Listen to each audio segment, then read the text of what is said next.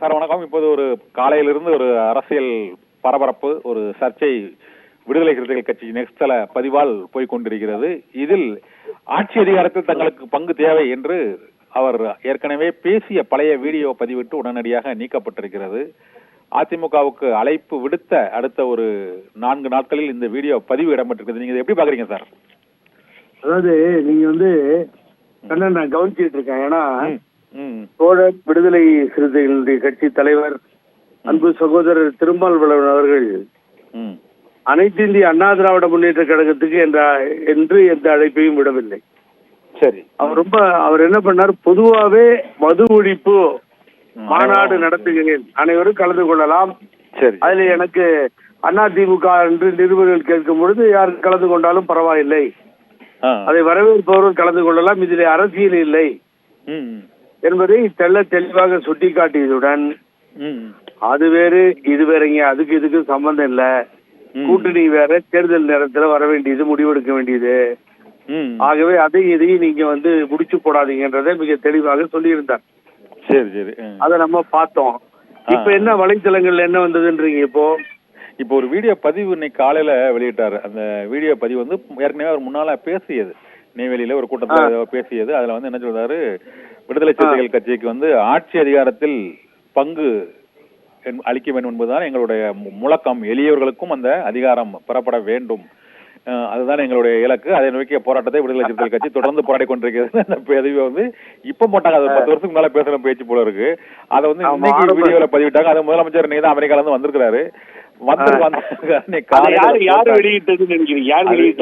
திருமாவளவனோட X தளத்துல, அவரோட Twitter தளத்திலேயே அது வெளியிடப்பட்டிருக்கு. வழக்கமா அவரோட பேச்சுக்கள் வெளியிடப்படும். நம்மளும் அதை விசிகத்தோட 2ஆம் கட்ட தலைவர்களோட பல பேர்கிட்ட பேச்சு போட்டு அது என்னங்க போட்டிருக்கீங்கன்னா, நாங்க வழக்கமா போடுறதுதான் இன்னைக்கு போட்டது. அது உங்களுக்கு இந்த நேரத்தில் இது வெளியிடப்பட்டது சத்தியம் டிவிக்கும் கண்ணனுக்கும் ஒரு ஐயப்பாடை ஏற்படுத்துகிறது. யாருடைய கவனத்தையும் ஈர்க்க வேண்டும் என்கின்ற முறையில் அது அழைப்பு விடுத்தாங்க. இப்பதான் சர்ச்சை முடிஞ்சிருக்கு. முடிஞ்ச உடனே இதை போட்டிருக்காங்களே, அதான் ஒரு அதனால அந்த பார்வை இது மேல விழணுன்றதுக்காக போட்டு எடுத்திருக்கலான்ற மாதிரி ஒரு எண்ணங்கள் தோன்றுகிறது. நான் என்ன சொல்றேன், எனக்கு நல்ல நினைவு இருக்கு, உங்களுக்கு ஞாபகம் இருக்குமோ இல்லையோ தெரியாது. கிட்டத்தட்ட அம்மா கலைஞர் ஆட்சி செய்த பொழுது மைனாரிட்டி கவர்மெண்ட் தொடர்ந்து சொல்லுவாங்க. ஏன்னா திராவிட முன்னேற்ற கழகம் முழுமையாக அதை பெறவில்லை. எவ்வளவு வேண்டுமோ ஒரு 117 120 பெறாமல் இருந்த நேரம். அப்ப மைனாரிட்டி கவர்மெண்டா நடக்குது, சப்போர்ட் காங்கிரஸ் உடைய கூட்டணியிலே அவர்களுடைய ஆதரவை பெற்று அது நடந்து கொண்டிருக்கின்ற நேரம். உங்களுக்கு நினைவு இருக்கா கண்ணன்? தலைவி புரட்சி தலைவி அம்மா எப்பொழுதும் மைனாரிட்டி கவர்மெண்ட் என்று சொல்வதையெல்லாம் நாம் கேட்டோம். 2001 முன்னால அதான் சொல்லிட்டு இருப்பாங்க.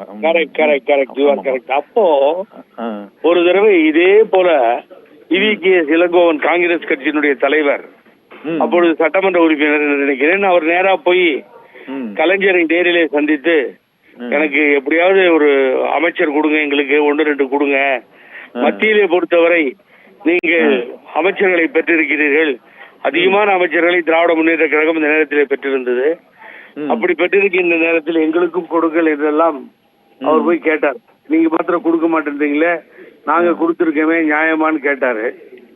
ஆனா நீங்க உன்னை உற்று நோக்க வேண்டும், அந்த இடத்துல தலைவரை போல அம்மாவை போல கலைஞரையும் நான் பாராட்ட கடமைப்பட்டிருக்கிறேன். என்னன்னு கேட்டீங்கன்னா, தந்தை பெரியாருடைய பேரனுக்கு எனது நெஞ்சத்திலே நீங்காத இடம் உண்டு, எப்போதுமே உனக்கு இளங்கோவன் என்னோட நெஞ்சத்துல இடம் இருக்கு, அந்த மந்திரி சபையில இடம் வாங்கி என்னையா பண்ண போற, நீ விடையா, நீ என் நெஞ்சத்திலே இருக்குன்னு சொல்லி அவரை தட்டி கழித்து விட்டார். காரணம் என்னன்னு கேட்டீங்கன்னா, அந்த திராவிட இயக்கத்தை கொண்டு வர பல ஆண்டு காலம் போராடி பேரறிஞ பெருந்தகை அண்ணா அவர்கள் ஆட்சி கட்டிலே அமர்த்தி அந்த காட்சியை நாடு பார்த்தது. அவர் சொல்லாற்றல் இந்த ஆட்சியை கொண்டு வந்தது என்று சொல்லலாம். இந்திமொழி போராட்டம் எதிரொலியாக இந்த ஆட்சி வந்தது என்று சொல்லலாம்.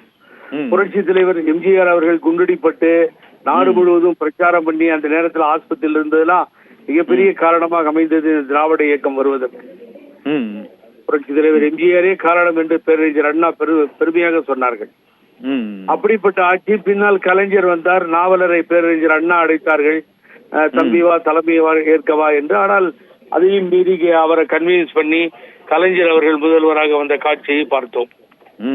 அப்படி தேசிய கட்சிகளை வேண்டாம் என்று ஒதுக்கி ஒரு திராவிட ஆட்சி ஏற்படுத்திய பின்னால் இந்த தேசிய கட்சியில் இருப்பவர்களுக்கு சட்டமன்ற உறுப்பினர் அவர்கள் ஆதரவு இருந்தாலும் அமைச்சரவையில் அமைச்சர் கொடுக்க கூடாது என்பதிலே உறுதியாக இருந்த இந்த திராவிட இயக்கங்கள் அனைத்து இந்திய அண்ணா திராவிட முன்னேற்ற கழகமாகட்டும் திமுகவாகட்டும் கொடுக்கவில்லை.